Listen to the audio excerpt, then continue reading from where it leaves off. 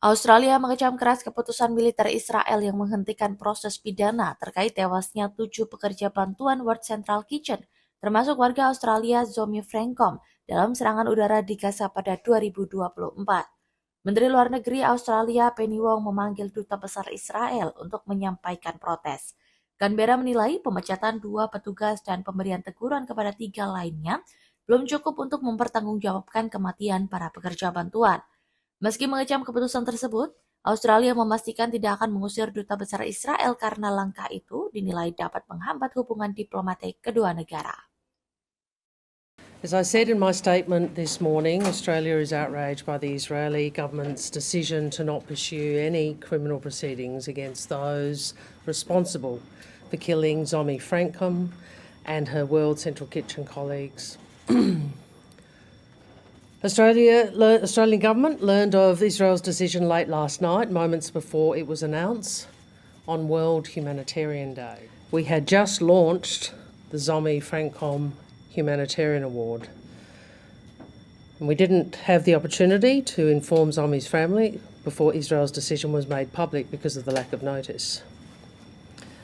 To learn of these developments in these circumstances was especially insulting and hurtful to Zomi's loved ones, to humanitarians and to Australians. The Australian government does not believe that the removal of 2 officers from their positions and 3 officers being reprimanded is sufficient accountability for the deaths of 7 people, including an Australian citizen. And we do not have confidence in the IDF's Military Advocate General's process given the many unanswered questions. Removing an ambassador would remove our ability to be able to engage, press for Australia's interests, and on this, relevantly here, to put the views of Australia and Zomi's Australia and on an ongoing basis of Zomi's family to the Israeli government. I believe, we believe, the Australian government believes that this decision fails to engage with key questions that have been raised in the Binskin inquiry and subsequently. So that is the first point. The second point, and this is very important, this is not the conclusion of an investigation and a court trial, etc. It is a decision not to proceed with any criminal investigation whatsoever. So, it is a decision not to proceed with any criminal investigation whatsoever.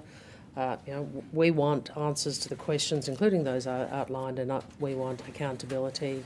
We have an Australian humanitarian worker who was killed not on the first strike, but in the context of 3 separate strikes on a humanitarian convoy. I mean, obviously this is a difficult time in the relationship. We've made our views clear about this issue. We've made our views clear about other issues. You've seen the Netanyahu government's response to some of those. I think we are realistic about that.